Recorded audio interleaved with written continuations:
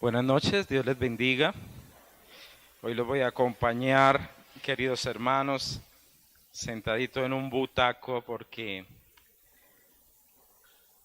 tengo resentido el tobillo. Entonces, vamos a darle un poquito de descanso. Pero no me pasó nada, sino que me ha tocado estar mucho de pie en estos días, entonces estoy resentido. Queridos hermanos, estábamos hablando hace 8 días de qué. A ver, ¿quién tiene memoria de lo que hemos tratado hacer? 4 cosas, ¿cierto? 4 verdades sobre el infierno. ¿Cuál es una de esas? A ver.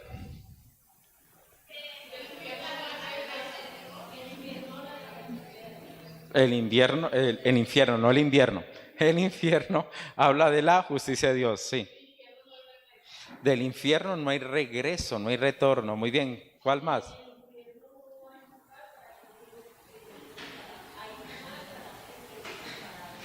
Ahí es un lugar para el que no es separado por Dios. Eso, que no es librado de la ira de Dios. Y falta otro, ¿cuál? No, sí, el infierno no es que Dios no esté, sino que van a ver, ahí estar el juez. Listo, muy bien. Son 4 verdades de algo que usted y yo no vemos en este momento, pero sabemos que existe. ¿Estamos de acuerdo? Ahora vamos a hablar de otra cosa que muchos de nosotros no vemos. O no estoy hablando de cosas como decir una cosa, sino digamos de otro tema. Otro tema vamos a tocar. Lo va a tocar en 2 sesiones o en 2 prédicas. Y tiene que ver con algo que está en medio de nosotros y a veces no lo percibimos. Algunos dicen que en el momento que Copérnico, que fue el que inventó el telescopio, y al ver ya los planetas y las estrellas de una manera diferente, fue cuando se dieron cuenta que el Sol entonces giraba alrededor del Sol, y por lo cual él fue excomulgado y la Tierra gira alrededor del Sol. ¿Y yo qué dije? Uy, hermanos, estoy todavía en esa época. Y él fue descomulgado y todo, y estuvo a punto de ser muerto. De ahí es que viene lo que usted y yo conocemos como el método científico por medio de este hombre. Pero algunos también estudiosos dicen que las cosas más grandes que el hombre ha podido lograr para descubrir la grandeza de la creación ha sido el microscopio. Porque de alguna manera sabemos que ahí está el Sol, sabemos que ahí está Saturno, pues yo no sé cómo hacía esa gente, pero allá está Saturno y ahorita nosotros lo podemos ver con mayor facilidad. Pero anteriormente ellos no veían muchas cosas que usted y yo sabemos que existen, por ejemplo, los virus, las bacterias, los hongos, etcétera. Hay tantos microorganismos que nosotros no vemos. Uno de los seres vivos complejos que existen sobre la Tierra y que es capaz de sobrevivir también a una bomba atómica, se le dice el oso de agua. Es un animalito diminuto, pero parece un osito, pero no así con pelitos ni nada, ¿no? Y ellos nunca supieron que eso existía. Nunca se dieron cuenta de la existencia de que había virus, bacterias, etcétera. Como a veces usted y yo no nos damos cuenta de lo que nos rodea. Y voy a hablar entonces de los ángeles. Los ángeles, un ejército al servicio de Dios. La palabra nos dice, queridos hermanos, que todas las cosas fueron creadas por nuestro Señor Jesucristo, y todo fue por Él y para Él. En la tierra, tanto visibles como invisibles. En Colosenses 1:16 lo dice de esa manera, lo voy a leer literalmente para que usted y yo lo tengamos bien en mente. Dice la palabra así: porque en Él fueron creadas todas las cosas, las que hay en los cielos. ¿Sí ve lo que dice? En los cielos, no en el cielo, en los cielos. Y las que hay en la tierra, visibles y qué, e invisibles. Sean tronos, sean dominios, sean principados, sean potestades, todo fue creado por medio de Él y para Él. Amén. Entonces, uno de los aspectos de esta creación tiene que ver entonces con los ángeles. Ahora, los ángeles es una multitud, queridos hermanos, gigantísima, muy grande, inmensa. En la misma palabra, en el Salmo 68:17, la palabra nos habla lo siguiente. Si quieren, pueden prestar ustedes oído, los copian y vuelven y lo leen en su casa, porque como hoy voy a tratar es un tema, una predicación temática, me voy a mover mucho en la Biblia. Y en el Salmo 68:17 dice la palabra así: los carros de Dios se cuentan por veintenas de millares de millares. Los carros de Dios se cuentan por veintenas de millares de millares. Ahora yo le preguntaría a ustedes, de aquellos que han podido leer la Biblia, cuando yo les leo los carros de Dios, ¿qué le viene a usted a sus cabezas? Eliseo. Y lo de Jetsi, no Jessica, sino Getsi, es. ¿Qué significa por ejemplo, de ese carro que vino por Elías y fue llevado? Lo que está diciendo ahí el salmista es que los carros de Dios se cuentan por veintenas de millares de millares. Es decir, está hablando de una población inmensa. Es decir, no cabe en nuestras mentes. Por eso es que a Él se le llama el Señor de los ejércitos. Y una de entonces de las funciones que tiene los ángeles, y vamos a hablar de la primera, es que es un ejército de adoradores. Vamos por favor a Apocalipsis capítulo 4. Hoy, vuelvo le digo, voy a tratar temáticamente la palabra. En Apocalipsis, que usted y yo sabemos que es la adoración celestial por el título que tiene y la temática que se maneja, allí se habla de unos seres creados. Y estos seres creados, en el capítulo 4, versículo 6, dice lo siguiente: y delante del trono había como un mar de vidrio semejante al cristal, y junto al trono y alrededor del trono 4 seres vivientes llenos de ojos delante y detrás. Qué simbolismo tan complejo de entender, ¿cierto? Usted puede imaginar ojos por delante y por detrás. Y comienza a decir cuál es la característica de cada ser viviente. Ahora, estos 4 seres vivientes que estaban alrededor del trono, ¿cierto? Que estaban digamos como rodeando el trono, nos está mostrando allí algo supremamente especial. ¿Usted se imagina qué es tener unos ojos por todo lado?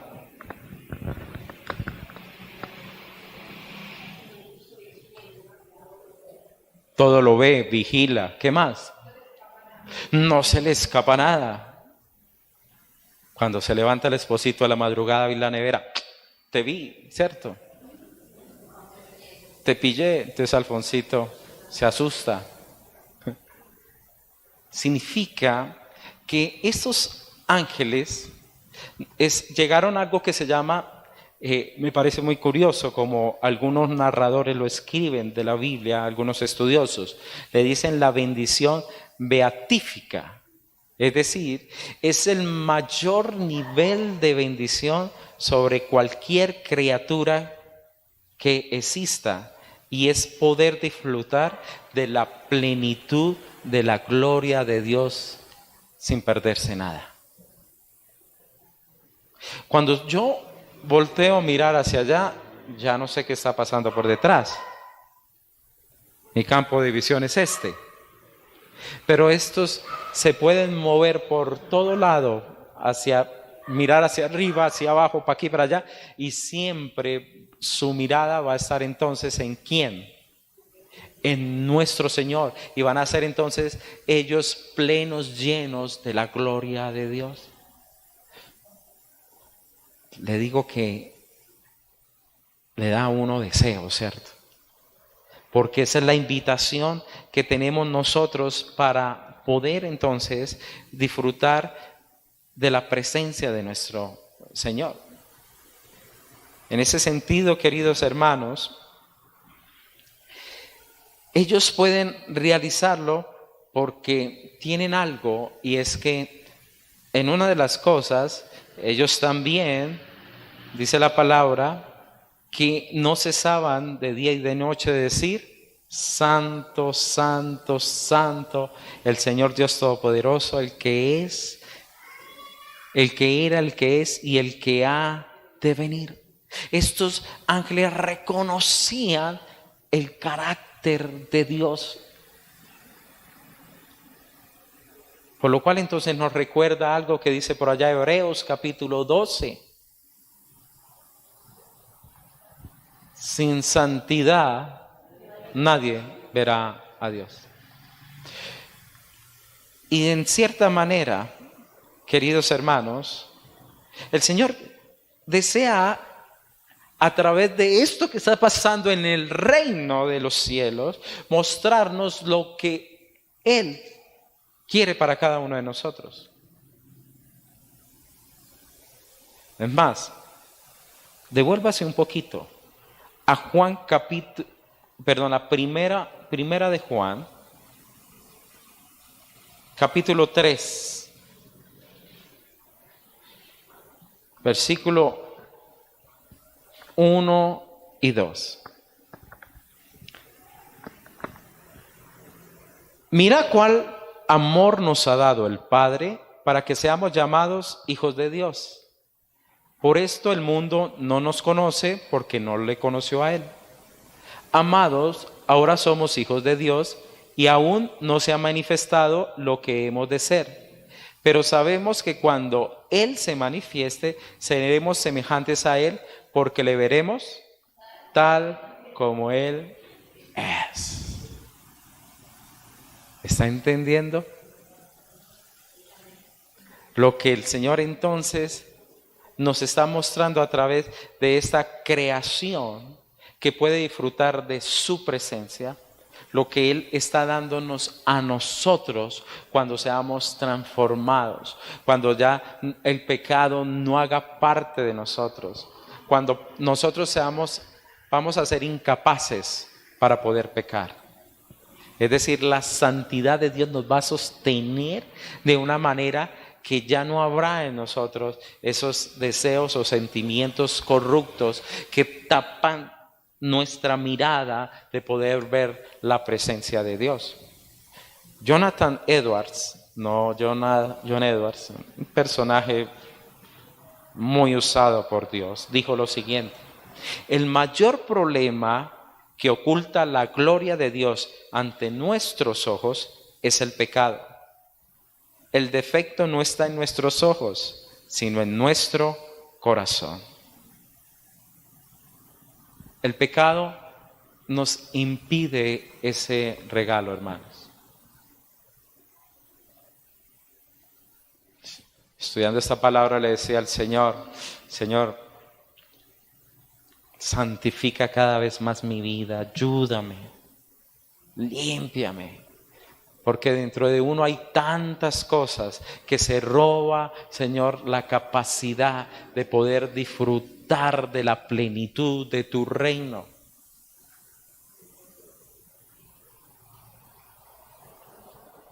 Hermanitos, ni la plumita. Pero tenemos, hermanos, que tener el anhelo de que nuestro corazón sea limpio, no tanto para ver los ángeles, hermano, para verle a Él, para ver al Señor.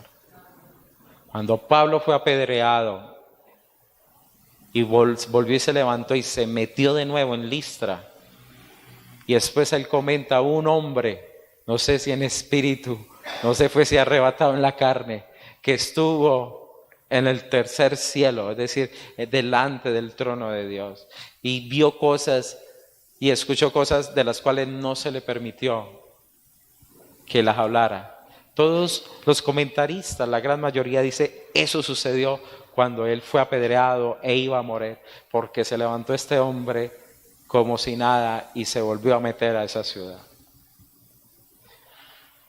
Los ángeles de Dios, no los ángeles otros, los ángeles de Dios nos recuerdan entonces que el mayor disfrute que vamos a tener nosotros va a ser sustentados por la misma gloria de Dios. Entonces, como dice Efesios, fuimos creados ¿para qué? Para la alabanza de su nombre, de su presencia, para alabarle, para exaltarle y para bendecirle. Y si usted, hermano, no tiene la voz muy buena, hay esperanza. Hay unas hermanas que ruegan por eso. Yo quiero regalarles un versículo. Apocalipsis capítulo 5, versículo 11.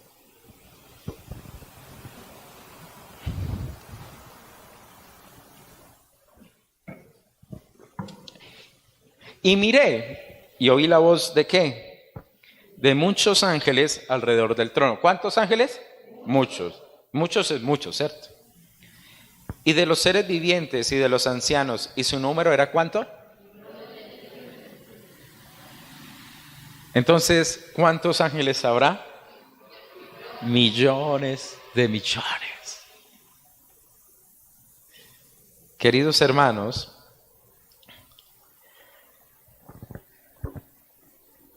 es un gozo cuando usted y yo podemos entender que podemos algún día estar en esa libertad por la sangre del Cordero de Dios. Bendito sea nuestro Señor Jesucristo, que mire el regalo donde usted y yo estamos siendo invitados a estar. Ellos sirven entonces y adoran al Señor. Vamos a Isaías capítulo 6.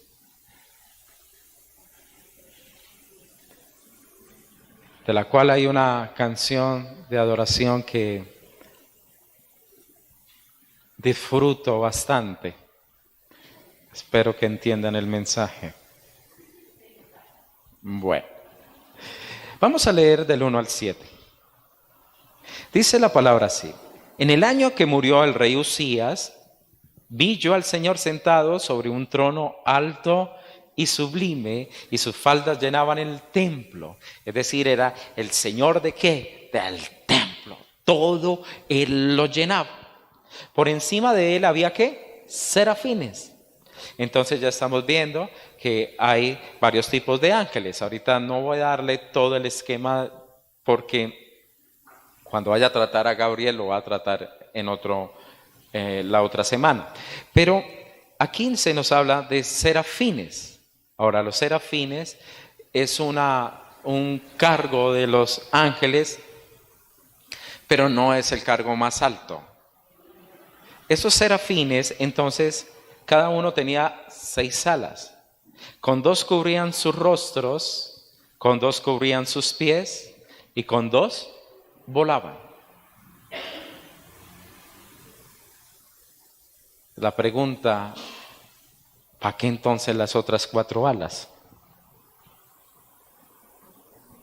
Si con 2 vuelan. Ahorita la entendemos. Si no, hermanos, no se le olvide venir dentro de 8 días. No. Ahorita se las respondo. El uno al otro daba voces diciendo, ¿qué? Santo, santo, santo, Jehová de los ejércitos, toda la tierra está llena de su gloria. Y los quiciales de las puertas se estremecieron con la voz del que clamaba, y la casa se llenó, ¿qué? De humo, la presencia del mismo Espíritu de Dios. Entonces dijo aquí Isaías, ¡ay, que soy muerto! Porque siendo hombre inmundo de labios y habitando en medio de un pueblo que tiene labios inmundos, han visto mis ojos al Rey Jehová, otra vez, de los ejércitos. ¿Sí? ¿Por qué le está diciendo eso? 8. Y voló hacia mí uno de los que serafines, teniendo en su mano un carbón encendido, tomado del altar con unas tenazas. Y tocando con él sobre mi boca, dijo, he aquí, esto tocó tus labios y es quitada tu culpa y limpio, ¿qué? Tu pecado. Vamos a dejarlo hasta ahí. Esos serafines, que significa en cierto sentido, en el original, amor, y significa también como fuego, es decir, como si fueran ángeles con una pasión que arden. Y estaban sobre el trono, no es que fueran mayor que el Señor, sino que su sentido era que llenar ese altar totalmente de adoración con respecto al Señor. ¿Y qué adoraban ellos también? Santo, santo, santo. ¿Y qué adoraban los 4 seres creados que estaban alrededor? Que decía, santo, santo, santo. Una de las mayores características excelsas de nuestro Señor, la característica que siempre se repite, santo, santo, santo, porque todo lo que hace Dios siempre es marcado en la santidad. Su amor es santo, sus juicios son santos. Él todo es santo. Entonces aquí vemos a unos serafines que su característica es que adorarlo a Él. Pero también tienen una característica y es que ellos sirven para ser entonces ejecutores de la limpieza de Dios, en este caso en Isaías. Ahora, tú y yo tenemos un regalo para ser limpios. ¿Y cuál es? La sangre de nuestro Señor Jesucristo. Pero aquí vemos cómo ellos ejecutan entonces en ese momento sobre la vida de Isaías esa gracia de un fuego que salió del mismo trono de Dios. Ahora usted y yo tenemos un fuego grande, hermano, en el cual podemos decirle, Señor, limpia nuestro corazón, danos santidad para poderte, ¿qué? Ver, adorar y ver tu reino. Vamos a seguir orando en esa manera, hermanos. Ya no va a seguir haciendo así el esfuerzo a ver si de pronto veo, pero no. Señor, en su momento está. Una vez orando, mi preciosa esposa estaba teniendo una visión y yo con hambre, nunca vi, pero bueno, Señor, algún día tendrás de mí misericordia. Por eso, delante de Dios no se puede estar si no hay santidad. Desde que el hombre cayó y fue proclamado en el mismo Éxodo, no me verá hombre y vivirá. Él lo dijo claramente. Por eso, aún las mismas alas que tienen estos ángeles, y son las mismas alas. Quiero hacer una corrección ahí rápida como para que nos quede esto bien, bien especial. No estoy corriendo, hermanos. Vamos a disfrutar de la palabra. Vamos a Ezequiel capítulo 1.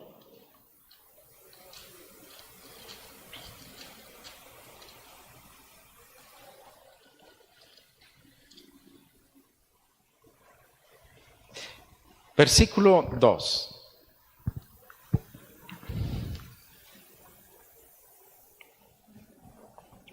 Y mire tan hermosa la palabra ahí, dice así.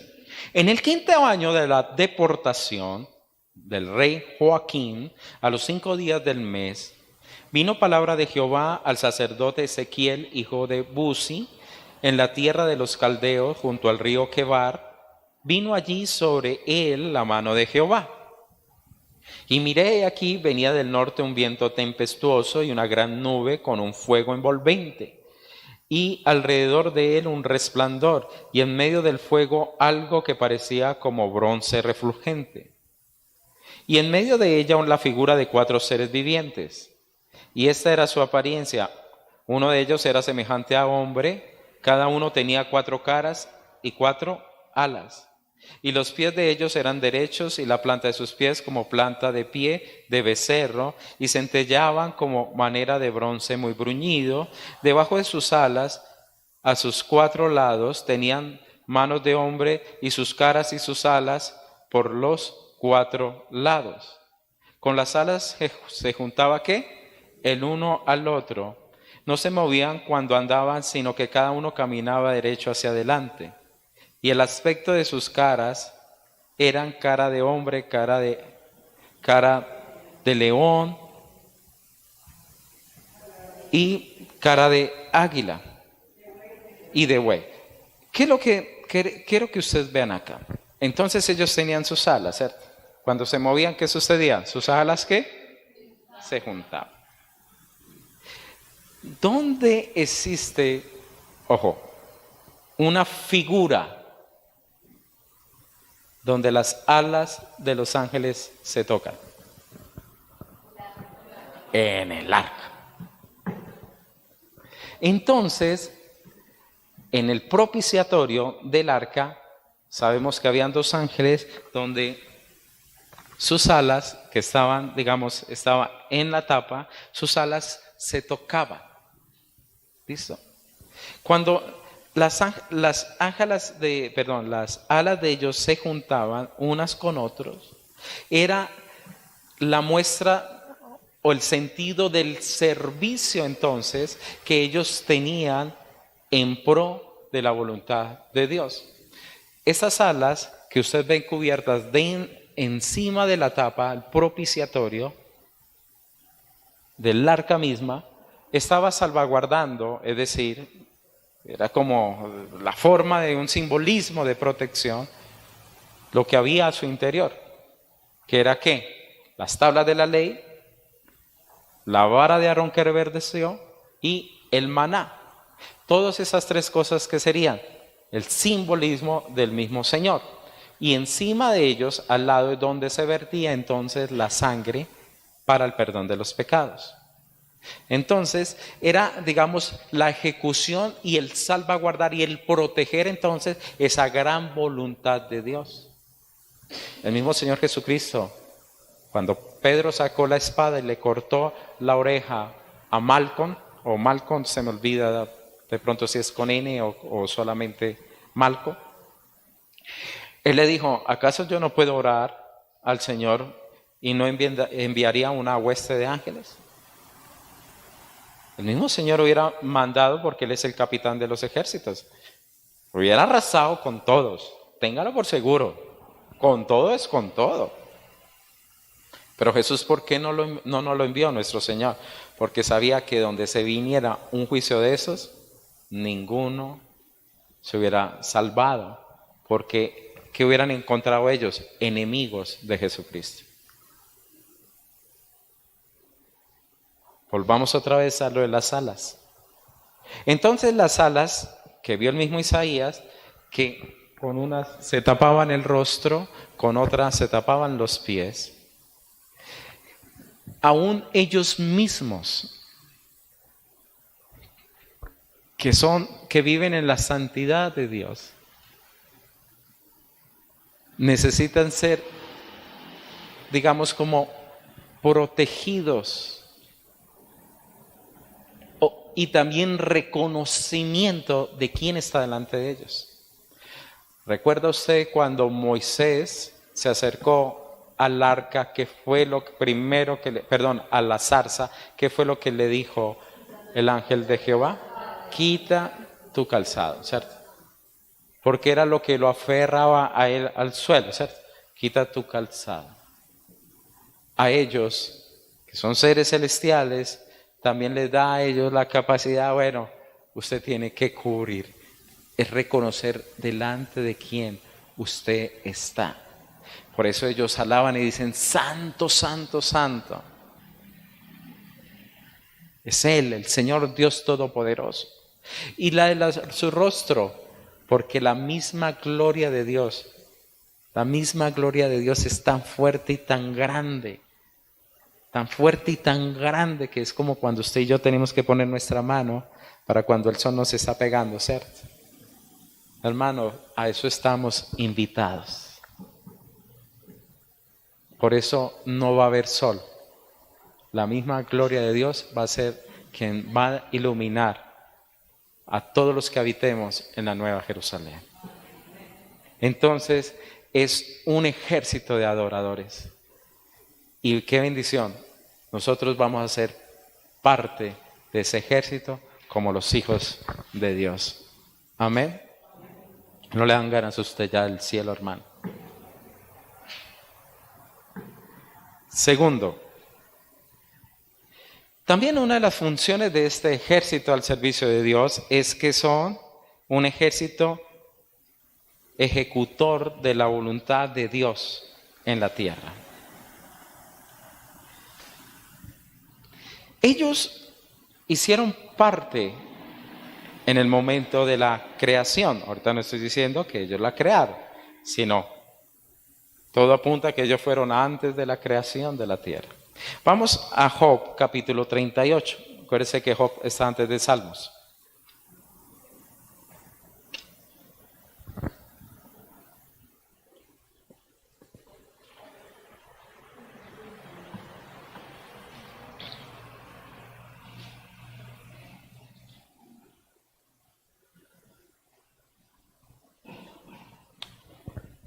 Mire qué belleza estos versículos, lo que Job nos muestra.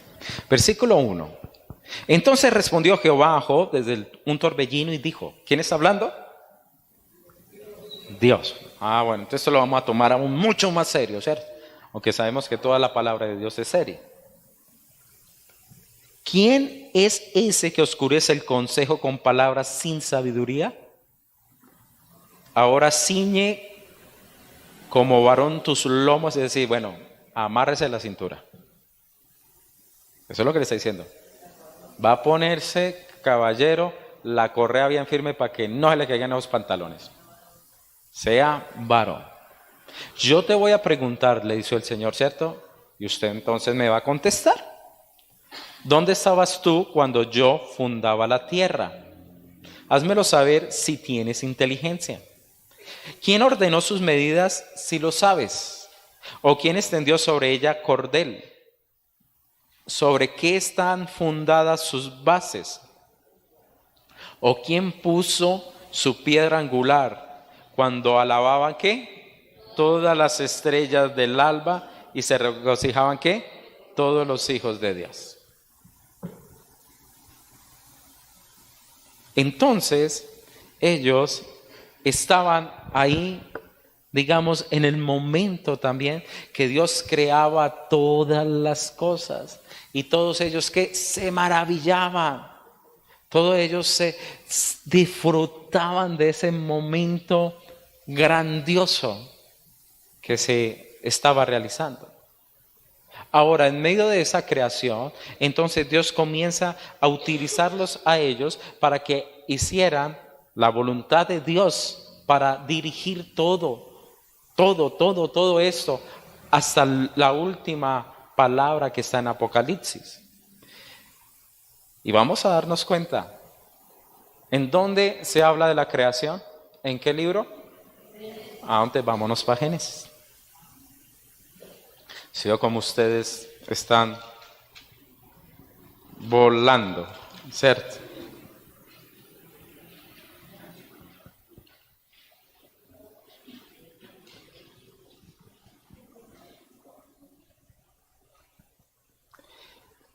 Cae Adán y Eva. Ellos cometen pecado, desobedecen, le creen a la serpiente y son echados entonces del mismo paraíso. Por lo cual el Señor toma la siguiente decisión, capítulo 3, versículo 24. Y dice así: echó pues fuera al hombre y puso al oriente del huerto del Edén, ¿qué? Querubines. Ya sabemos que es querubines, ¿no?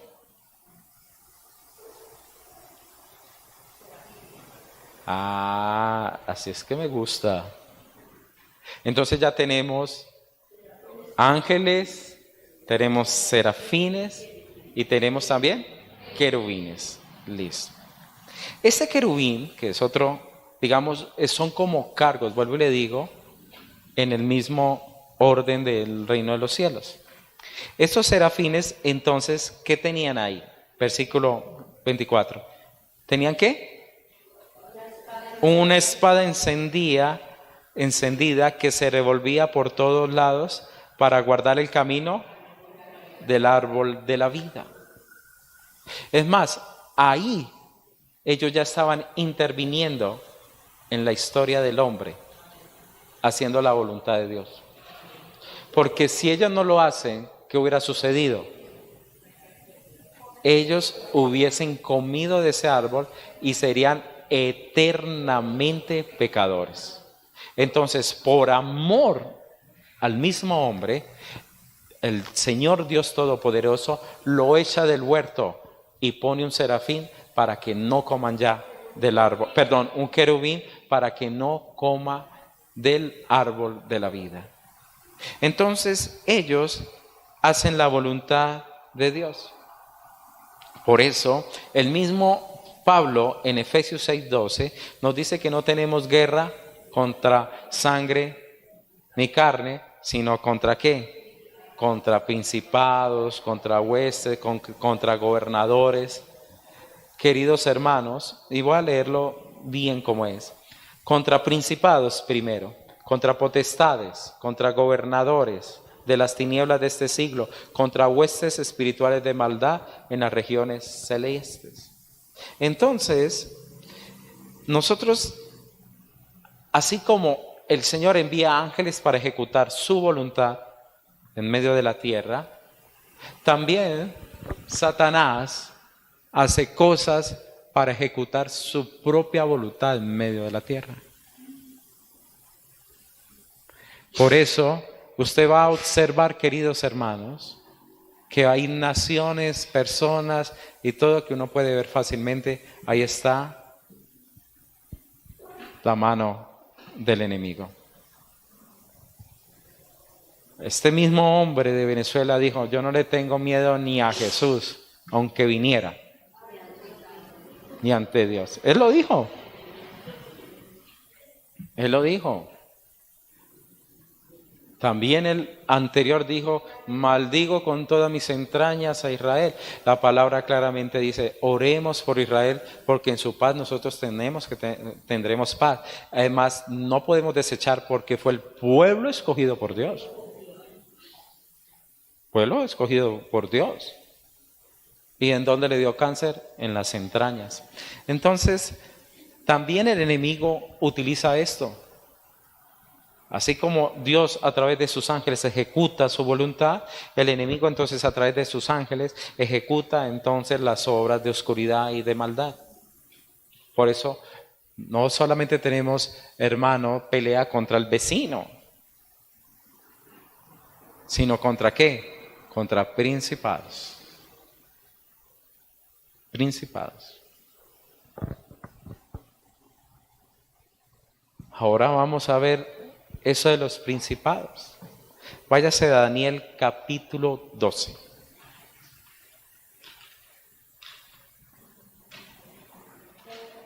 12. Daniel capítulo 12. Acuérdense que Daniel está después de quién? De Ezequiel y antes de Oseas. Daniel 12. Versículo 1.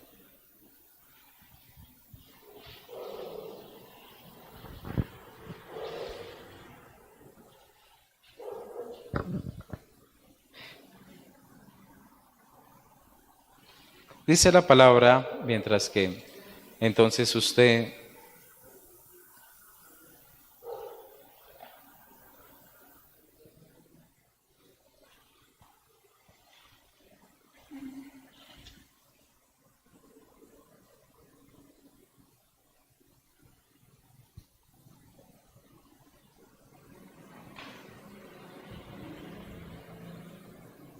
bueno, dice así. En aquel tiempo se levantará Miguel, el gran príncipe que está de parte de ¿quién? De los hijos de Dios. De los hijos de tu pueblo. ¿Y será tiempo de qué? De angustia, el cual nunca fue desde que hubo gente hasta entonces. Pero en aquel tiempo será libertado tu pueblo, todos los que se hallen escritos en el libro. Y muchos de los, bueno, dejémoslo hasta ahí, nos está hablando entonces aquí Daniel de lo que va a suceder cuando venga el Señor.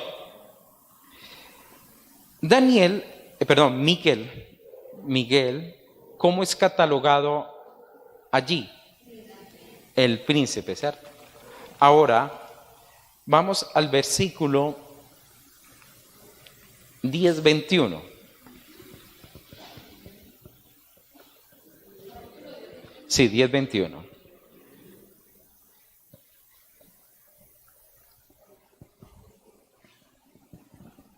Pero yo te declararé lo que está escrito en el libro de la verdad, y ninguno me ayuda contra ellos, sino que Miguel, vuestro príncipe. Ahora, ¿qué han dicho los testigos de Jehová con respecto a este versículo? Ellos dicen que entonces Miguel es Jesucristo y que entonces es un ángel creado que él lo envió a morir en la cruz del Calvario. Por eso es que él dice, sí, claro, es un hijo de Dios, porque todos los ángeles ya nos dimos que son llamados hijos de Dios. Pero, ¿quién nos aclara bien este concepto? ¿Quién entonces es Miguel para que sea llamado el príncipe de los ejércitos, cierto? O príncipe de los que está de parte de los hijos de Dios. Ahorita es, digamos, es un gran cargo. Judas, vamos a Judas 9.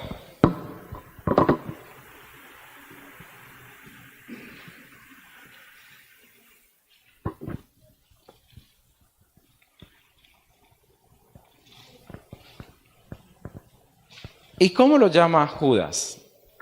Pero él, ¿arcángel qué? Miguel. Todo apunta entonces que el arcángel Miguel es el jefe de los ángeles. Entonces ya conocimos otro. Arcángel Miguel. Siguen los ángeles, serafines y los querubines. Ahora, este arcángel, que significa o viene del griego arche, es jefe o gobernante. En el comienzo significa también, tiene autoridad para ejercer el gobierno de Dios sobre la creación. Y usted y yo lo vamos a ver detalladamente en Primera de Tesalonicenses 4:16. Devuélvase un poquito. Y esa Primera de Tesalonicenses nos habla a nosotros ¿de qué? Del arrebatamiento.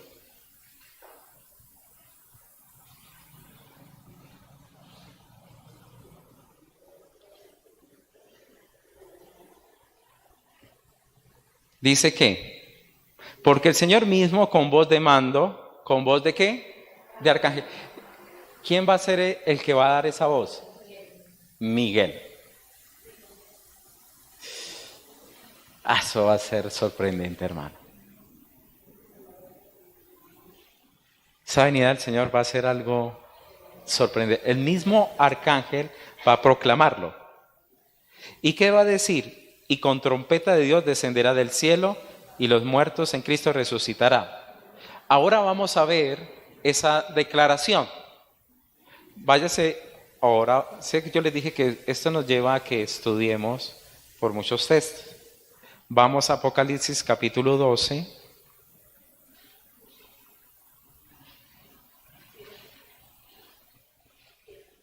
¿Qué quieres en el 12:7?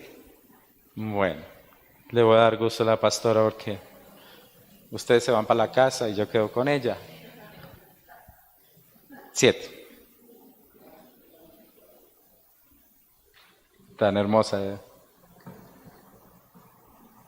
Tiene una memoria para los versículos de la Biblia. A veces el Señor le entrega a unos más que a otros. No me da, Señor, es por molestar. Después hubo ¿qué? Una gran batalla en el cielo. Miguel y sus ángeles, ¿qué estaban haciendo? Lucharon entonces contra el dragón. ¿Quién es el dragón? Satanás. Y luchaban el dragón y ¿qué? Y sus ángeles. ¿Usted se imagina esa batalla?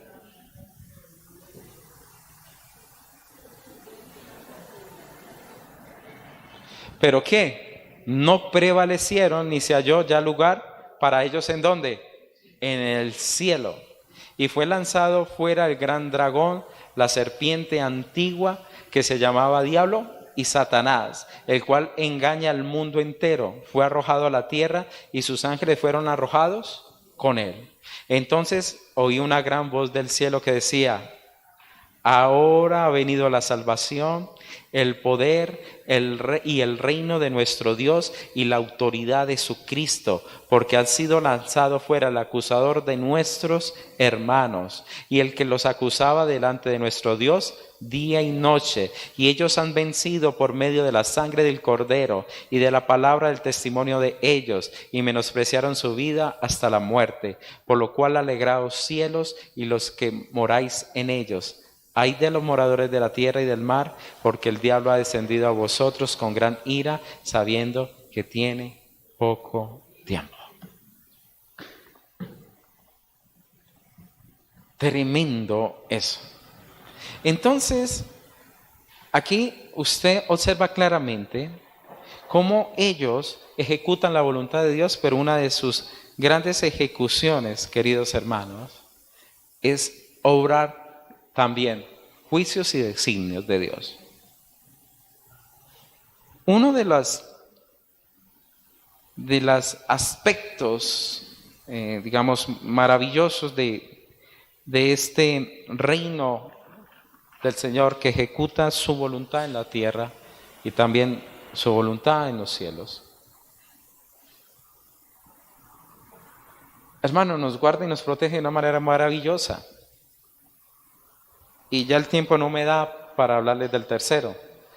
Voy a dejarlo hasta el segundo, pero termino mostrándole cómo obran también ellos, guiando milimétricamente nuestras vidas para que se haga lo que es de Dios. Vamos a Génesis capítulo 18.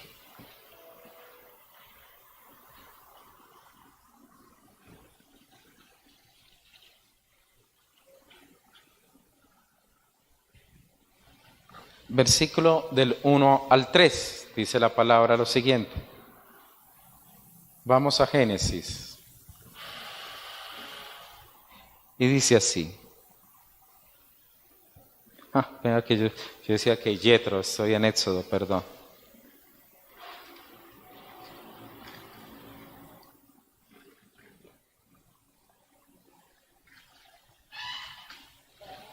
(18) versículo 1 al 3. Mire lo que sucede. Estamos hablando sobre Abraham. Después le apareció Jehová en el encinar de Manré, él estando sentado a la puerta de su tienda en el calor del día. Y alzó sus ojos y miró, y he aquí 3 varones que estaban junto a él. Y cuando los vio, salió corriendo de la puerta de su tienda a recibirlos y se postró en tierra y dijo: Señor, si ahora he hallado gracia en tus ojos, te ruego que no pases de tu siervo. Ahora, ¿qué dice la palabra? ¿Se le apareció a quién? Jehová. Una teofanía. El mismo Señor, acompañado de 2 ángeles. Él entonces, el Señor le revela su plan, que él iba a tener entonces un hijo, que aún él se ríe, pues dijo: le vas a poner Isaac.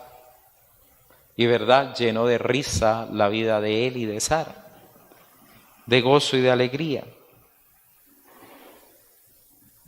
Y después, más adelante, él le va a declarar lo que va a hacer en Sodoma y Gomorra. En el capítulo 19 dice la palabra lo siguiente: llegaron pues los 2 ángeles a Sodoma. ¿Cuántos se le aparecieron a Abraham? 3. ¿Y cuántos ya hay ahora? Entonces, ¿qué apunta?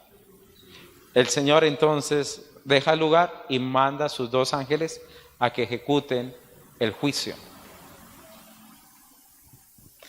Sigamos leyendo.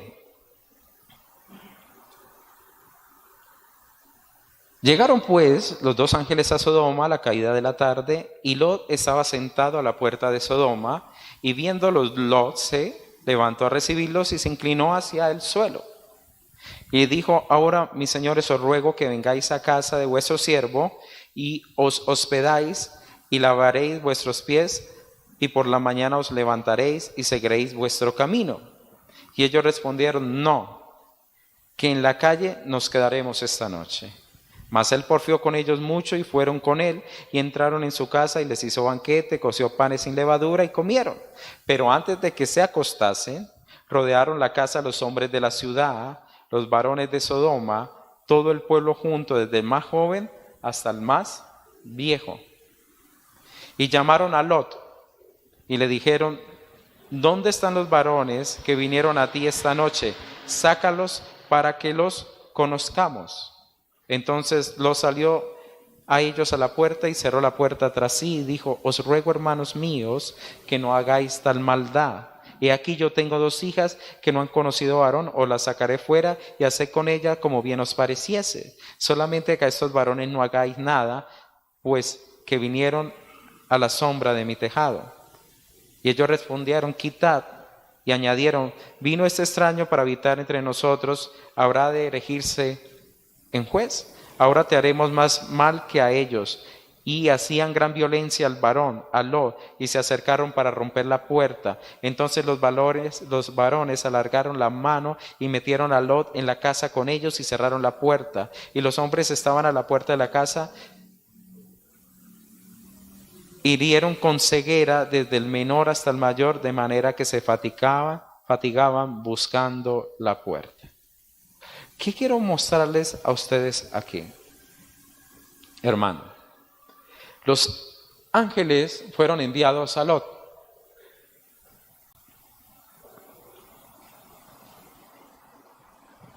Ellos conocían su relación de Abraham con su sobrino. Y ellos salvaron la vida de Lot, que iba a ser linchado por estos hombres. Recuerde que era tan perverso Sodoma, como lo está haciendo ya la tierra entera, que de pequeñitos, los más pequeñitos, querían tener aún relaciones sexuales con el ángel. Ellos iban a violentar a los ángeles. Es más, iban a violarlos, en pocas palabras. Eran homosexuales sodomitas.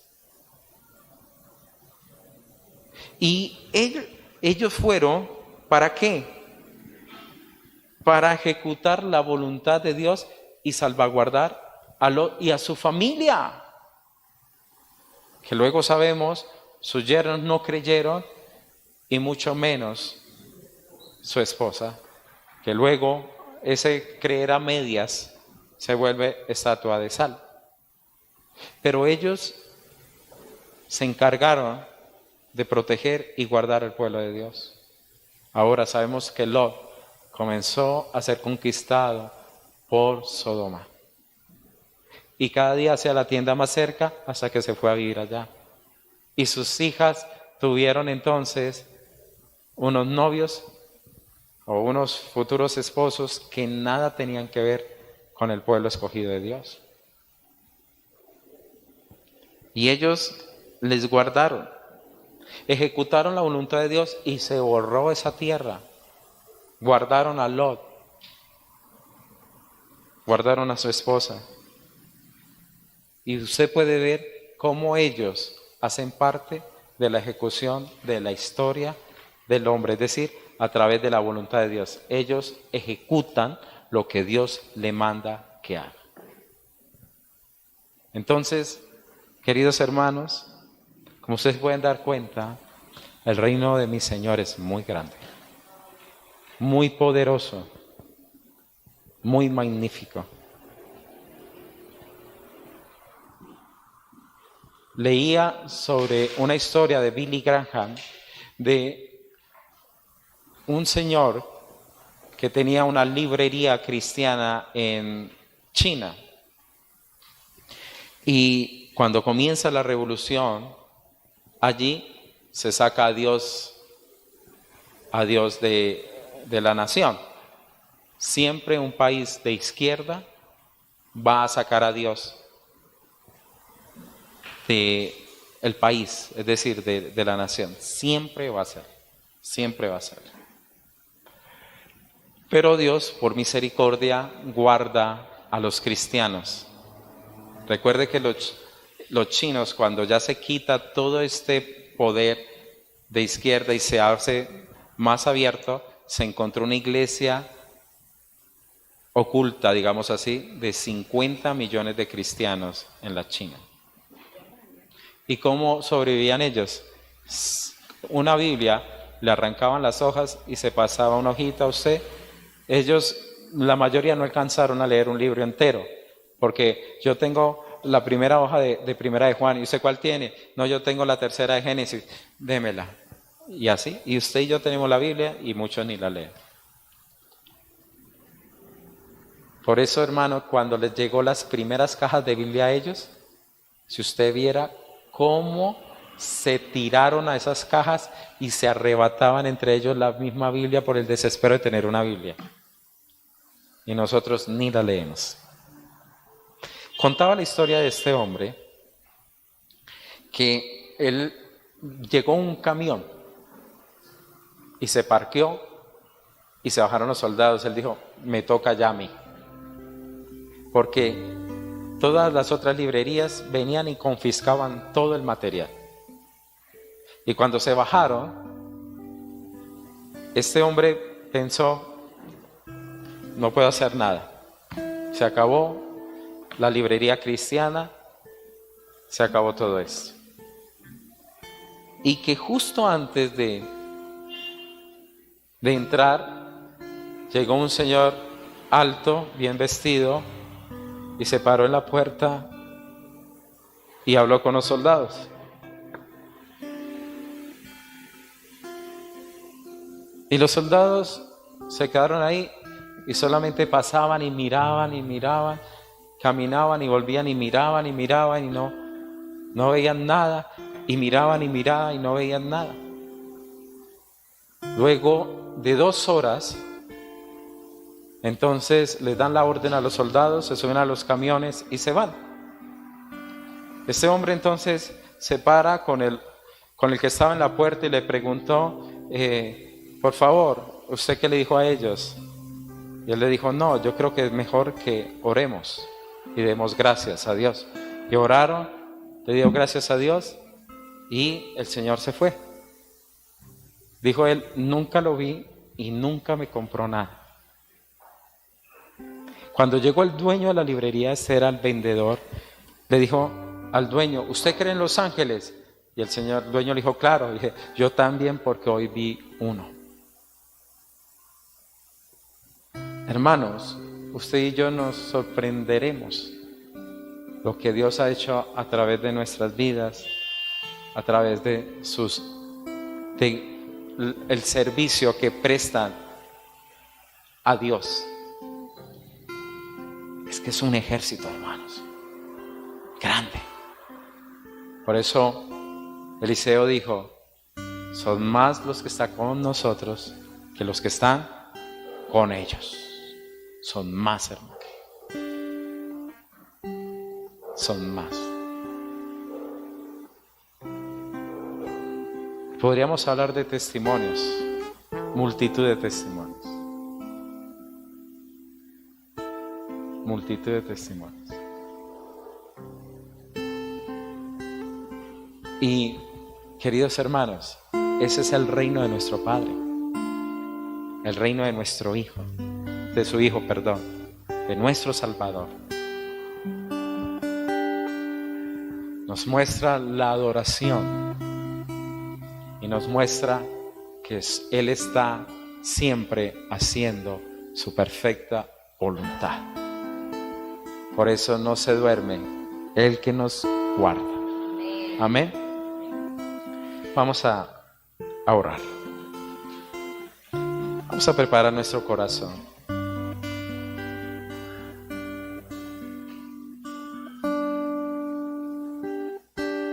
Y al Señor,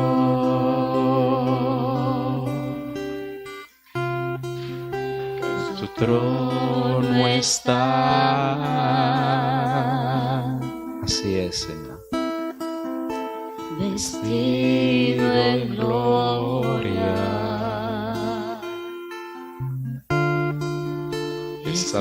exaltado es, y el templo él cubrió. Así es, mi Señor. Con su manto, y los ángeles cantaron una voz. Vamos a decirle como el coro que está en los cielos. Tú eres santo, oh, tan santo. Tú eres santo, mi Señor. Eres santo, Tú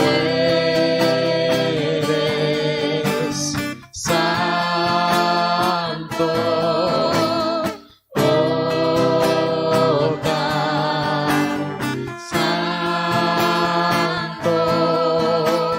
Tú eres santo, mi Señor. Vamos a decirle, ay de mí, ay de mí, que impío soy. Oh Señor, oh mi y al Señor, santo Dios santifica nuestras vidas he visto con el carbón, Señor, del trono, la santidad de nuestro Señor Jesucristo, Señor. limpio. Toca nuestras vidas, oh Cordero de Dios. Santifícanos, santifícanos, Señor. Lava nuestro pecado. Santifícanos, mi Padre. Lava este ejército de tus hijos. Lávanos, Señor, porque fuimos hechos para tu gloria, para la honra, para adorarte, para exaltarte, para bendecirte, para que nuestra voz se llene, Señor, y digamos con los ángeles: tú eres santo,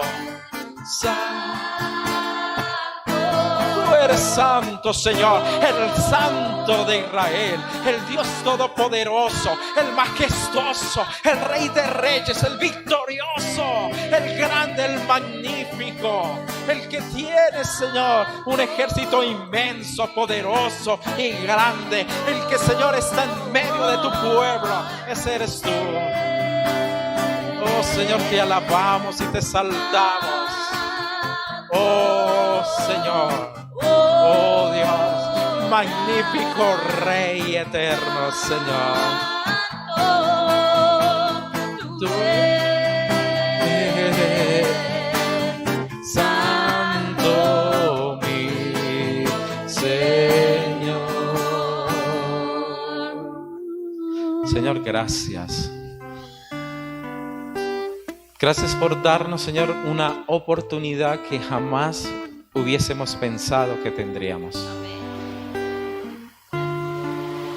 Cuando sea manifiesto, Señor, la obra de Jesús, cuando nos lleve a su presencia, cuando se ejecute, Señor, en nosotros esa transformación, donde seremos libertados totalmente, Señor, del pecado, y, Señor, nuestras vidas sobreabundarán, Señor, y se sostendrán por la santidad misma tuya, Señor, en medio de nosotros.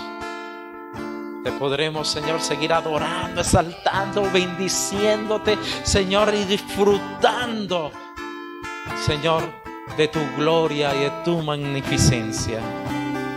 Gracias, Señor.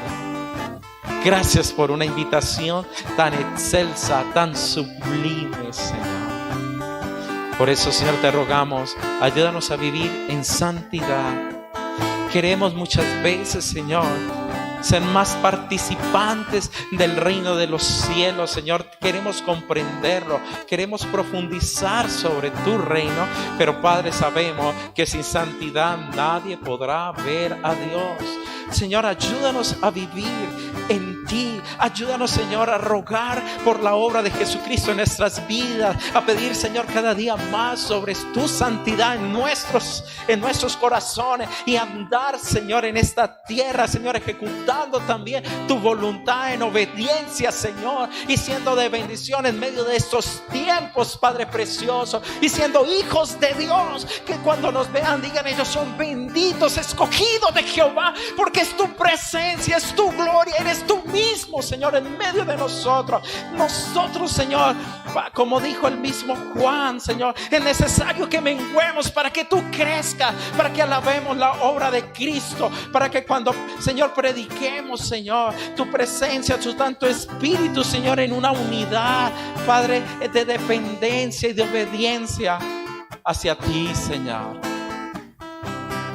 Y gracias, Padre, porque tú has hecho cosas que aún ni entendemos. Tú has hecho cosas y nos has protegido, Padre, que a veces ni nos damos cuenta.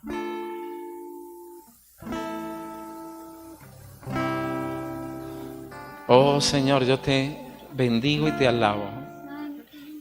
Y gracias, Señor, porque somos custodiados, Señor, por tu misma presencia. Tú claramente dices que tú acampas alrededor de los que, Señor, te aman, de los que temen, Señor, a ti. Oh, Señor, y los ángeles, Padre, aunque son mayores en fuerza, capacidad que nosotros los hombres, Señor, pero ellos, Padre, te sirven. Y tú eres inimaginablemente grande, poderoso y majestuoso. Gracias, Señor, por darnos participación en lo tuyo. Gracias, Señor, por permitirnos amar, Señor, tu gracia, amar tu obra, amar tu reino, amar, Señor, cada día más, Señor, la obra de Jesús y la salvación tan grande. Permítenos, Señor, adorarte y exaltarte y decirte: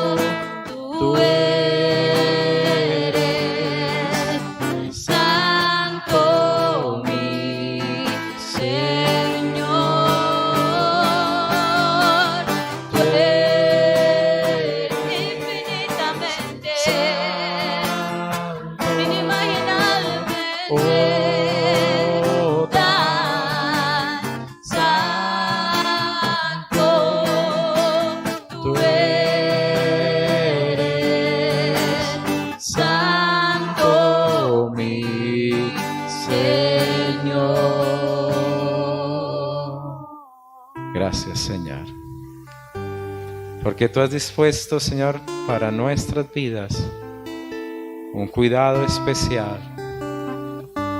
Nos has dado a Jesucristo, nuestra seguridad de salvación.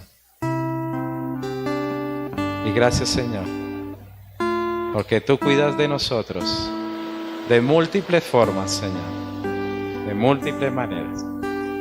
Ponemos esta noche en tus manos. Te ruego, Señor, que seamos nosotros también en esta tierra ejecutores de la voluntad tuya por medio del Evangelio. Por ese Evangelio, Señor, que tú nos has mandado que prediquemos y anunciemos. En Cristo Jesús. Amén y amén.